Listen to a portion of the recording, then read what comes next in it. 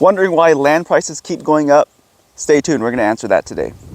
So in this video, we're going to talk about, how much does land go for now per acre? How much is a large tract of land? How much is a small tract of land? Who's buying all this land? And how can you get ahead and buy the land as well for yourself?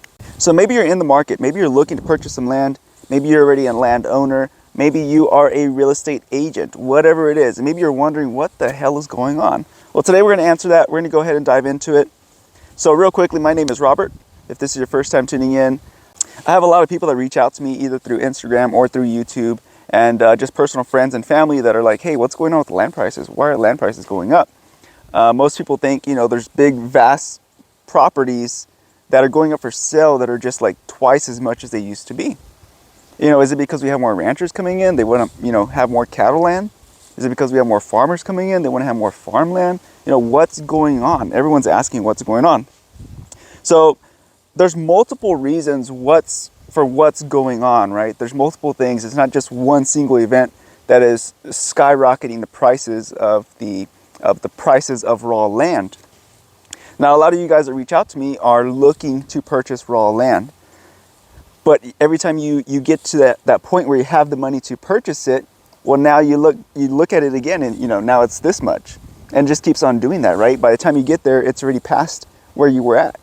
So it becomes a problem, right? People get frustrated, they get tired. They're like, well, I'm never gonna buy land. I'm never gonna be able to do it, right? Because it just keeps on jumping every time you get there. So by the way, if you are not already, you can subscribe to my second channel. It's called The Country Investor. We talk everything finance, how to make money, how to save money, how to invest money, anything finance related. It's all on that channel if you want to check me out. Also Instagram, you can also hit me up on Instagram, Carrasco Ranch on Instagram. I post a lot of outdoor content, so if you're interested in that kind of stuff, definitely check it out. But yeah, going back to the land. Again, so like I said, a lot of you guys hit me up on either Instagram or personally if you know me, asking, what's going on with these land prices? So it's a privilege to own land today, and it's getting more and more expensive and harder for younger generations, somewhere around my age and younger, to become owners of a vast property, a big piece of tract of land. So we're going to quickly go over some of the reasons that are kind of causing this spike in prices, but we're going to focus in on one today, but I'm going to give you kind of an overview of all the other ones that are also affecting it. So one, you have a lot of people moving in, mainly from like California and other higher income states, jacking up the prices. The second, you have a lot of development. You have a lot of new development coming into your city or your town, also increasing the prices of land. Second one, you have the economy. You just have a lot of money in the economy. You had all those stimulus checks going out, free money for everybody, which means, people don't value the money as much because, hey, it was free anyways. What the hell, So I was already at square one. Now I'm at square two. What the hell? I'll just spend it and I'll go back to square one. No big deal. It didn't cost me anything. Now, real quickly, I don't want to get too much into the finances on this channel. But one thing that we have kind of seen that's kind of weird, and I'll kind of break it down in the other channel if anyone is interested, but you have interest rates that are so high. They've been, probably the highest they've been in a very, very long time. But yet you still have prices of real estate like homes and land still very, very high as well. So it's very uncommon. Usually when the interest rates start going up, a little unaffordably high, the prices of the land or the home start to come down. But we haven't seen that yet, which is a little weird. But yeah, and prices are continually actually still rising. Even though the interest rates are rising, the prices of the land or the properties themselves are still continuing to rise incrementally, a very small amount. So it's very weird, but it is what it is. Real quickly, a quick shout out to our sponsor, Everfun. You can check out a lot of their products, coolers, backpacks, hydration packs, all down in the description. Definitely check them out. They have a lot of great products, great reviews. It's a pretty good company. So they send me a lot of products. I've been trying them out and really love them. I'll leave them all down below. There's not a lot of farmers. No, there's not a lot of ranchers coming in and buying all this land. Now, are there some buying land here and there? Sure. But the majority of it is not being bought up by farmers and ranchers looking to grow their cattle business, looking to grow their farming or agricultural business. A lot of it is what we're going to focus on today in this video, and that's going to be the developers. You have a lot of developers buying up a lot of this land. The developers are coming in, buying these big pieces of land that most people can't afford.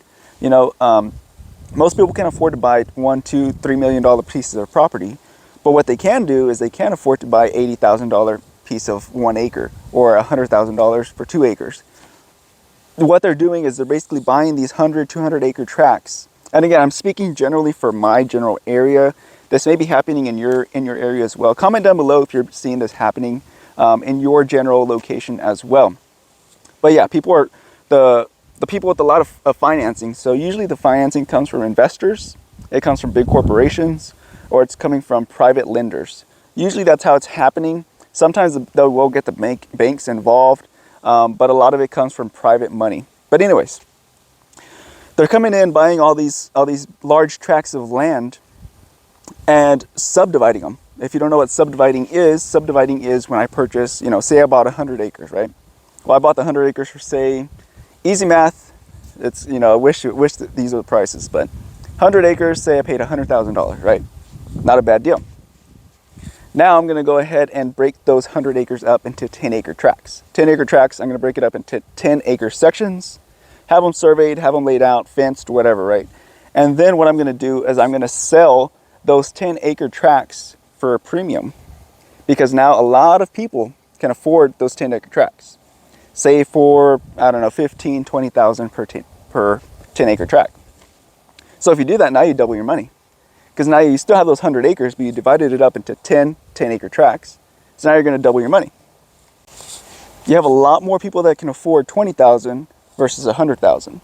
So now you're reaching a larger market where people are interested in coming out to the country, but they just don't have quite $100,000 to spend on. And again, we're using just simple numbers just to keep it simple for the video.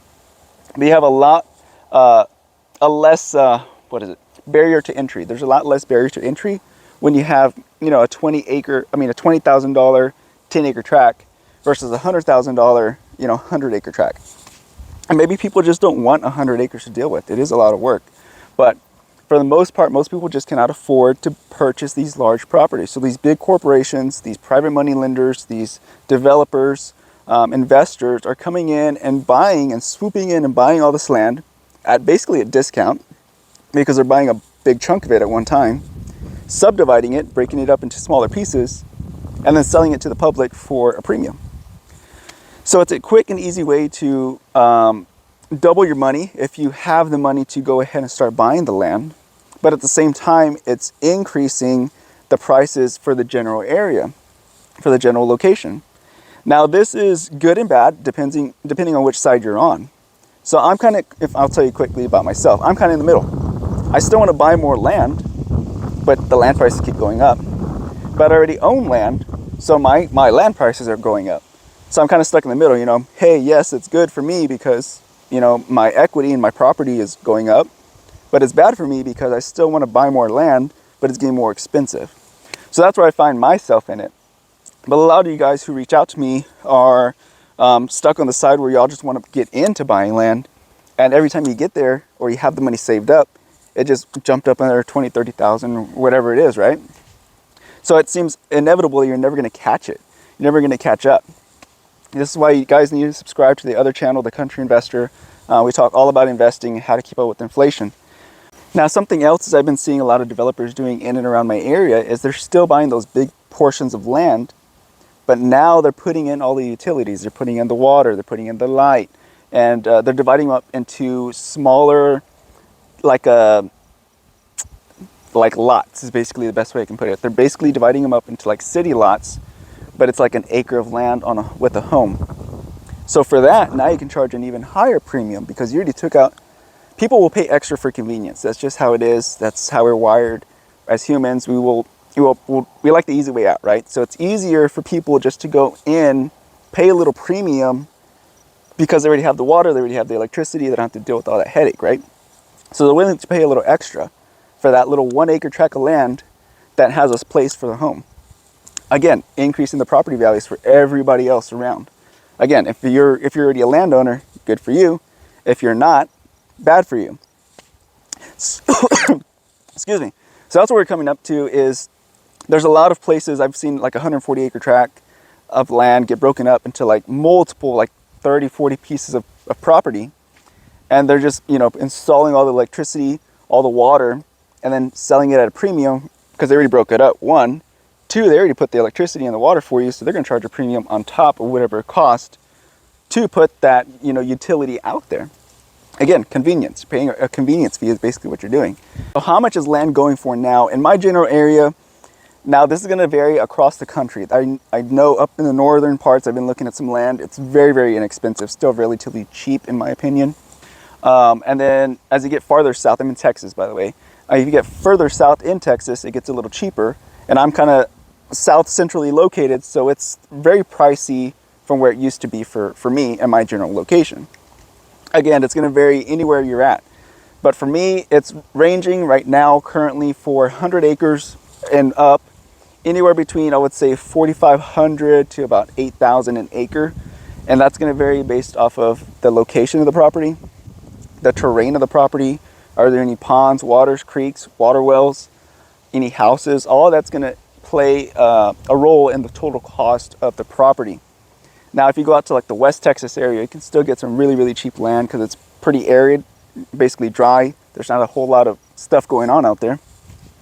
But if you go into areas where they have a lot of live oaks, a lot of water, streams, rivers, and just mature vegetation, you're going to be paying a premium. So that's where I'm looking at it now. It's, you know, usually about 4,000, 4,500 up to about 8,000. That's usually for about 100 acres or more. If you're going to be looking at a smaller tract, particularly 10 acres, 20 acres, somewhere in that range, you're looking at paying anywhere between $10,000 to almost $20,000 per acre, guys, which is insane because a lot of these people who are buying this thing, they're buying it for like $4,000, $5,000, $6,000, $7,000 an acre, and they're turning around and just break it up and sell it to you for, you know, double or triple that price. Quick, easy buck for them. And I guess it gets your foot in the door for land, but you're also paying a premium for it. You're overpaying, in my opinion, but people are still paying for it. So yeah, guys, you have a lot of people who are in that general bracket that can afford a 10 or 20 acre tract, but can't afford, you know, a 100 acre tract. So it's pushing up the value of land because you have all these people that can afford a 10 acre or 20 acre tract. So they're bidding for them, right? They're bidding for all those properties that are available, increasing the pricing. And so the developers or the contractors or the investors see that. They're like, oh, I just bought that land, sold it all in a year. I'm going to go buy another one. So now they're willing to pay a little more because they have the confidence that they can sell it to these people because the demand is there. So it's just a recurring cycle, which is increasing the property values and leaving a lot of people out of the loop from purchasing land for themselves. But real quickly, again, I don't want to get too deep into finances on this channel. That's not what this channel is about. But this channel is about the outdoors. So that's the reason I'm talking about this topic. But if you want to know more about the finances on it, join me on my other channel. Be more than happy to go in depth on that channel. But real quickly, so what do you got to do to get your hands on a piece of land? You know, that's a dream for a lot of us, right? That was my dream growing up. I always wanted to own a piece of property. Now the dream has finally came true, but I still want more property. So what you can do is you can begin by investing your cash. You're gonna have to live well below your means. Don't give in to lifestyle inflation. If you know what lifestyle inflation is, great. If you don't, I'll explain it real quickly. So lifestyle inflation is basically, okay, say I'm making $100,000 a year for my job. Great. I get a raise of, I don't know, 12%. So now I'm making $112,000 a year. Now I'm making $112,000 a year. Well, now my expenses come up to my new income, which is $112,000 a year. Maybe it's purchasing a new TV, new mattress. I don't know. I'm going to buy a new barbecue pit. These are all things that I would have never bought on my $100,000 salary. But now because I'm, $12,000 richer because of my raise, now I see it as, oh, I have an extra $12,000. Now I can go buy X, Y, and Z. That's called lifestyle inflation. You're not using that money wisely. You're using it on consumer goods. So that's lifestyle inflation in a quick nutshell. To go back, how can you purchase the land? Well, if you do get a raise, don't give in to lifestyle inflation. And if you haven't gotten a raise, it's fine. Just cut back on some of your expenses, and you're going to have to start investing, guys. Working a 9 to 5. This is stuff that they don't teach you in school, but working a 9 to 5 It's not going to get you there fast enough. And if you do, you're probably going to be well into your older years. You're going to have to start investing, especially now because inflation is just super high. By the time you get there, like I said, a lot of you guys reach out to me. By the time you get to that point where you need the money, or you have the money, it's already jumped up another 10, 20, 30%. So in order to keep up with that, you're going to have to invest your money. That's what all the wealthy people do. They invest their money. They don't just leave it in a savings account. They don't just leave it in their checking account. They don't leave it under the mattress. They invest the money. They invest it into usually hard assets, or like art, other watches, different types of investments. There's other types of investments other than just stocks and bonds, cryptocurrency, everything else that's involved in investing. Again, so if you guys want to know what I'm investing in or what I do to buy property, join me on my other channel. I'll be more than happy to go over it in depth on that channel. But long story short, guys, you're going to have to begin investing in order to keep up with inflation. Working a 9 to 5, you're going to get left behind. I'll give you a quick little, I guess, simulation here. So you have what is it, $7.25 an hour now? I think most people are paying about $15 an hour, between $10 and $15 an hour, which is okay. But you also have inflation. Inflation has been going like this, and then as of recently, it's been kind of leaving everybody else behind, right? So in order to keep up with that is, one is real estate. I do a lot of real estate. Real estate will keep up with inflation because as the property values increase all around me, so does my properties. So that's another way to keep up with inflation.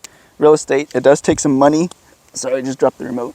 It does take some money to get into it, but once you get there, you get the hang of it, and you start to learn, and you just do it over and over and over again. Rinse and repeat, and before you know it, you buy all the land you want. But like I said, in order to get there, you're going to have to cut back on your expenses and not live. If you make $100,000 a year, you should not be living like you make $100,000 a year. What I do, I give myself a budget on a weekly basis. I'm only allowed to spend X amount of dollars. Anything outside of that, I'm sorry, it's not mine. I gotta put it away, invest it, or do something with it. I live like I'm poor, which is fine, but in the long run, it's gonna pay off. Well, guys, I'm gonna go ahead and leave it right there. Like I said, I don't wanna get too deep into this because it's not what the channel's about, but also wanna help some people out as well because a lot of people are interested in buying land, but just cannot financially find themselves getting to that point to buy it. So, and again, it is an outdoor channel. Land is outdoors, so it's a great investment in my opinion. I hope I explained it well. I explained it the best I could, at least for right now, to trying to put it onto video. But yeah, guys, definitely check me out on Instagram. Definitely check me out on my second YouTube channel, The Country Investor. And yeah, without further ado, be careful, be good, take care, and God bless. See you guys later. Bye-bye.